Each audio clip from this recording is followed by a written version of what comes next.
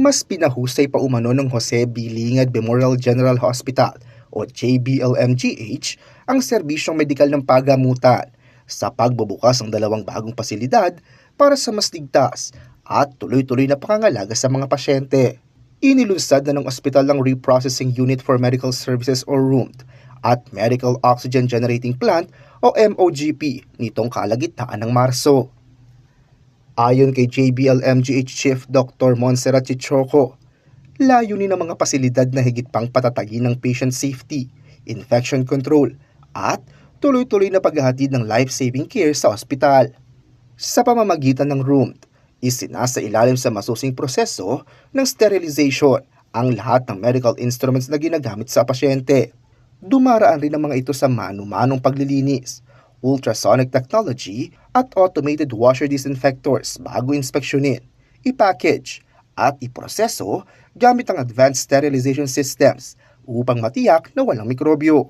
Mahigpit ding sinusunod ang quality control measures tulad ng ultrasonic testing, washer verification, Bowie-Dick testing at paggamit ng biological indicators upang masiguro ang kaligtasan at pagiging epektibo ng mga gamitan. Ang pasilidad ay idinisenyo rin na may unidirectional workflow at kontroladong air pressure upang maiwasan ang kontaminasyon. Matatagpuan ang rooms sa Hospital Operations Building ng JBLMGH. Samantala, ang Medical Oxygen Generating Plant o MOGP ay magsisilbing pangunahing pinagkukunan ng medical grade oxygen ng ospital. Kaya nitong makapag-produce ng oxygen na may hanggang 99.5% purity at makalikha ng katumbas ng 400 hanggang 500 cylinders kada araw. Direktang nakakonekta ang supply ng oxygen sa Central Medical Gas Pipeline System ng ospital na nagsusupply sa mga ward, intensive care unit, operating room at emergency department. Mayroon din itong sariling cylinder refilling system na nagpapalakas sa kahandaan ng ospital sa oras ng emergency, nagpapababa ng gastusin at nababawasan ang pagdepende sa external suppliers. Ayon pa kay Chichoco, naisakatuparan ng proyekto sa pamamagitan ng paggamit ng bahagi ng internal revenue ng ospital.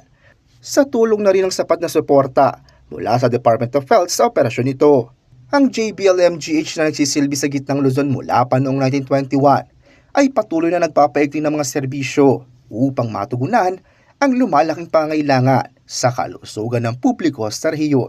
Kasama si Jody Dizon Mercado, Raymond Tasoy, CLTV 36 News.